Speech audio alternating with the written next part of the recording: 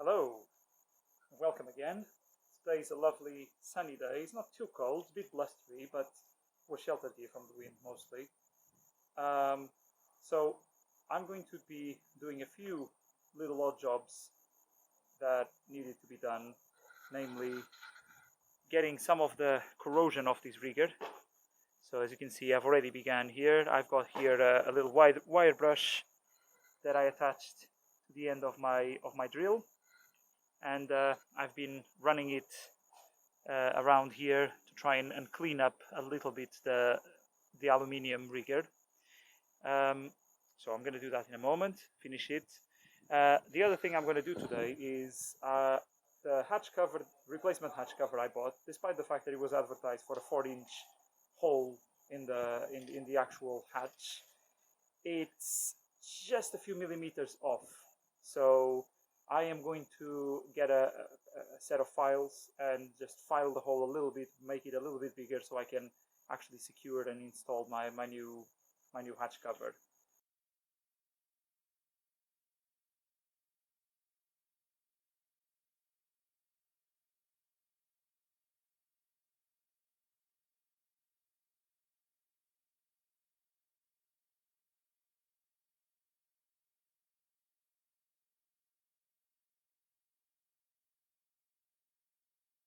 So there you have it. It's mostly clean of corrosion now. I still haven't fully decided whether I'm going to paint this or not. I presume this is aluminium, so it will not corrode in the same way as steel. So I might not need to weatherproof it and paint it over. Didn't seem to have any protective layer. It was just salt and corrosion and grot. I've got the bolts now to fit in here, replace the rusty ones that I've pulled out. So yeah, these gates look serviceable at the moment. I mean, they work. They're not tight. They're not horrible. Actually, this one has some. Yeah. I mean, gates are cheap, so at a push I can probably get a pair of sculling gates in here. But let's wait for the first row of the boat before we do that. So another thing that we need to look into is to clean this area in preparation for the repairs inside. So to do this, what I'm going to do is I've got my old toothbrushes that I don't throw immediately in the bin after they've stopped being useful as toothbrushes. I've got a bucket with some warm water, no detergent, nothing.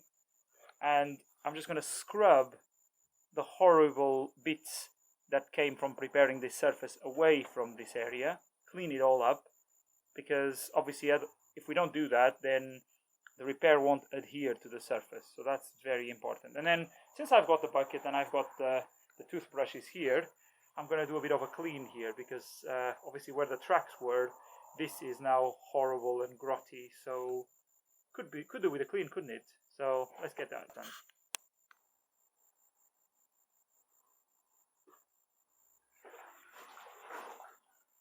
Just put it inside with the brush.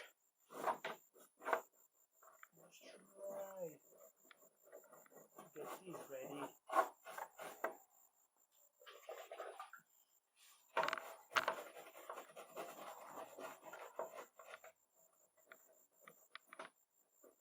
On the other video, I did go with a sander in this corner, and I've managed to sand the bits down, sand the rusty bolts that were around the fin box. That's all gone. Now, obviously, all the remnants from that sanding operation were left inside the boat. And that is the bit that we're trying to get out. When we are going to do the repair, we'll probably my friend will probably be bringing a hot air gun or a little heater that we can put inside and dry the inside out properly before we apply the repair patch.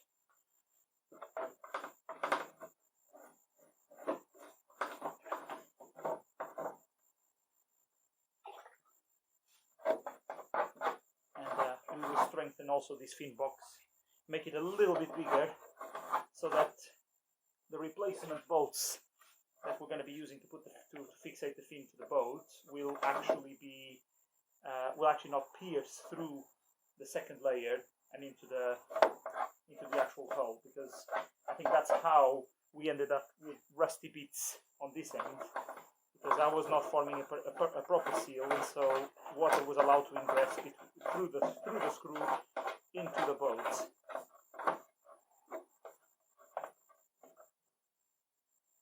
That's a bit cramped, isn't it?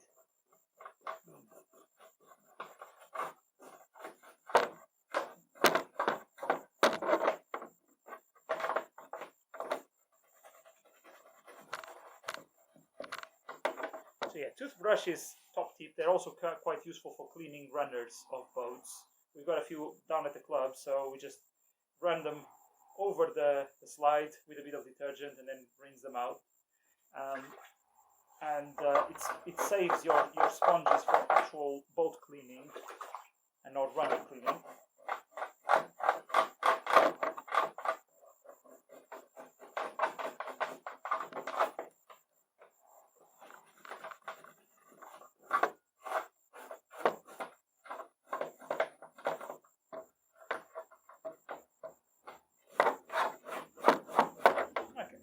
That's prepared. I managed to get most of it out. We'll have to try it all out. So that can be put again around it and protected so that there's no water coming in. Get the bungee back in there. That's going to go back in the dry in the rain. But yeah,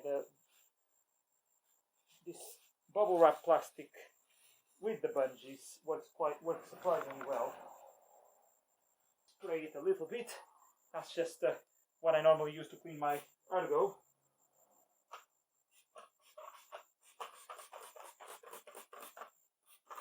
Brush.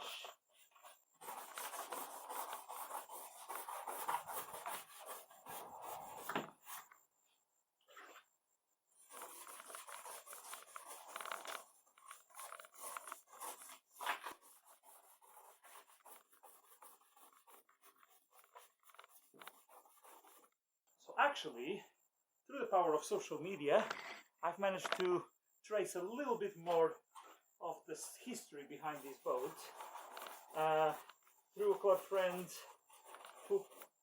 he told me about someone who used to work for Lola Ailings before they went under, and suggested I should probably drop him a message. Turns out he was surprisingly helpful, and guess what? This boat, despite being Ailings, was actually not built in Britain. No, this was part of a budget range from Ailings, the hulls were made in Morocco. Yes, I know, of all places. I had absolutely no idea that there were boats, rowing shells being built in Morocco.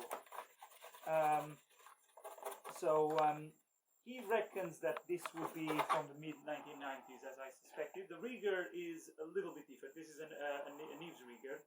So he presumes that this hasn't got the rigger that normally came with this mold of boats. But yeah, very interesting. There I was thinking that Ailings only made British boats in England, but apparently not. Very interesting. Alright. Now, what we definitely need to do here now is enlarge this hole here ever so slightly, so that my replacement hatch cover can fit through those gaps. I worry that these holes might then not match, but we'll worry about that when we come to it. I'm just going to grab my file and be right back. So as you can see, I've got my shiny hatch cover here, which unfortunately, let me just move you around, doesn't fit. Very infuriating, because I measured it. Turns out that the hole dimensions, it's 4 inches inside, but it's it's slightly more than 4 inches outside. So in order to fit this in, I'm going to need to make a little bit of an incision, a little bit of a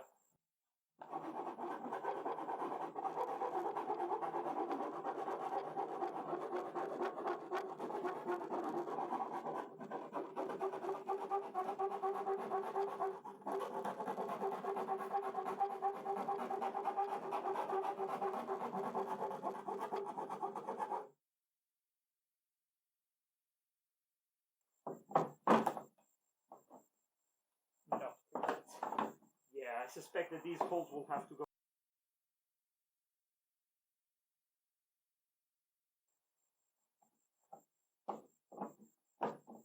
Not even close.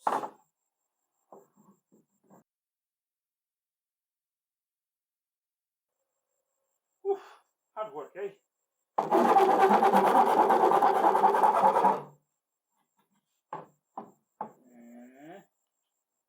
It's very, very, very, very, very close. But it's also, unfortunately, very close to the hole. So, yeah.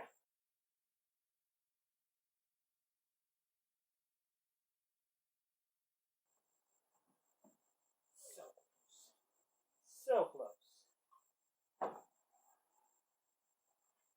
Another millimeter and I think we're gone.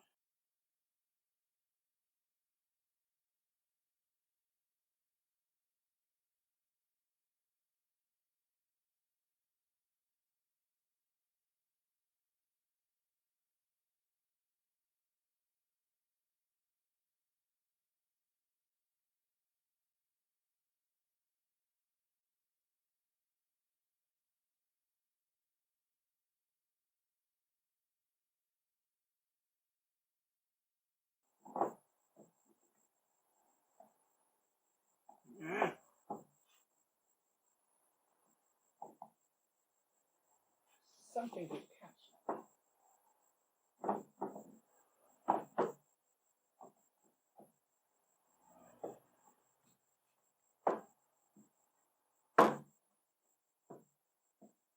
Aha! There we are. Okay. Now I am. Oh. Now it's gone in and I can't get it out. Oh. Come on. Come on. You're not. I'm not ready for you yet. Oh, bugger.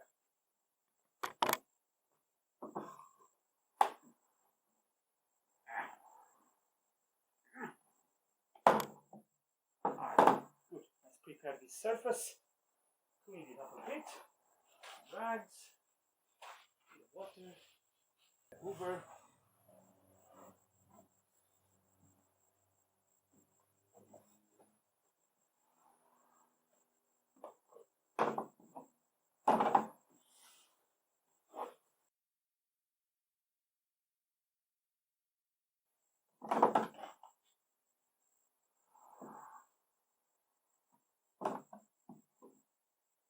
So I'm trying to put the holes on the off phase bits. So here, if I grab you, obviously these are the old holes, which are now obviously too close to the edge to be useful. So my plan is to put them like that, so I can drill new holes and effectively secure the thing nicely. Here, stay there. Yep.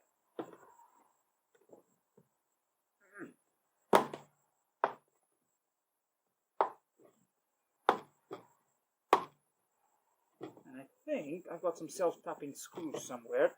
So the idea is that I will just make a very, very, very small hole with the drill, just to guide the self-tapping screws.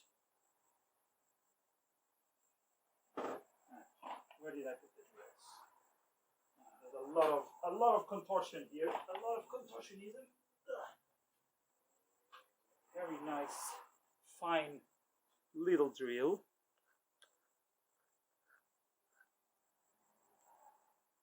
Barely fit it in the chuck. It's so tiny.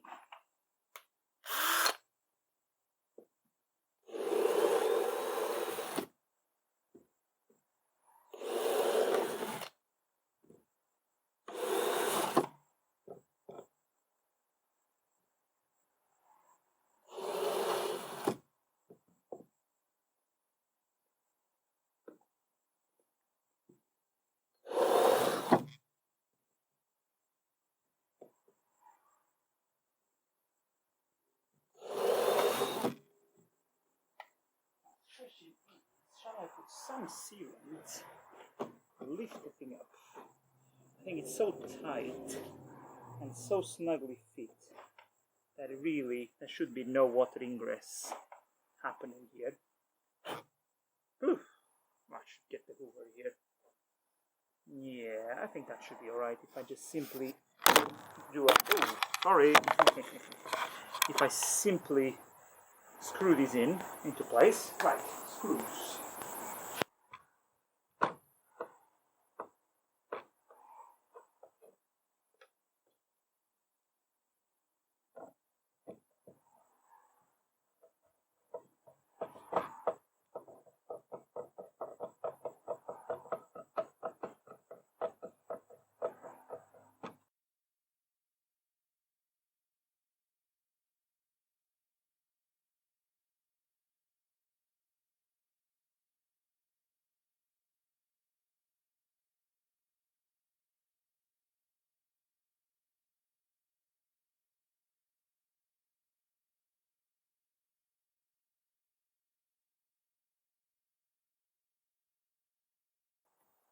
Annoyingly,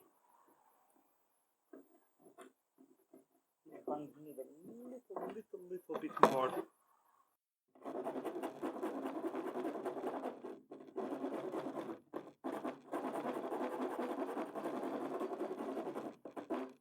I don't think it's as bad as the hatch cover. Nonetheless, still a significant chunk.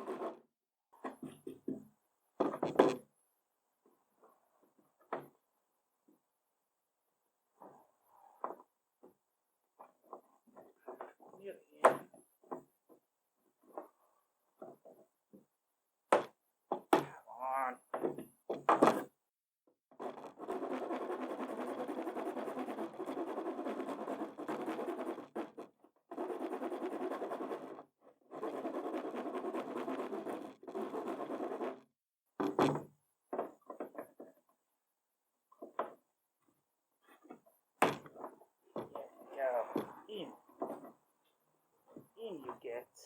At least the holes match. So now it's just a question of screwing them in.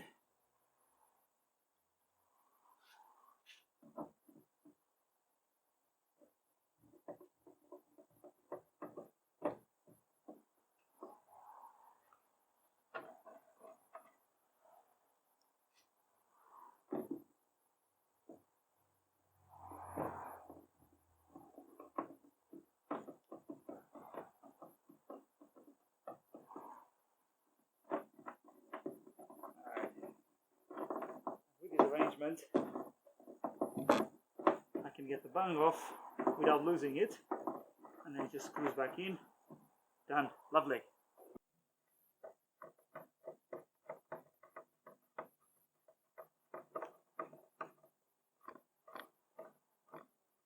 I'll probably put a little bit of silicone sealant around these guys later, not just yet, not today, but because there still is a little bit of a gap. So water, I mean, in the event of a capsize, this wouldn't be fully watertight even if this was screwed down. So I'm gonna put a little bit of a layer of silicone on a later date, and I guess the same goes for here. But looking at the inside of this hole, the first thing I'm gonna do is just get the hoover out and just clean this up, and I think that's us done for the day. At least I've got the fixings in. I got that a little bit cleaned up. I got the rigger cleaned up, so I think that's enough for a fourth video, isn't it? Alright, I'll catch you later then.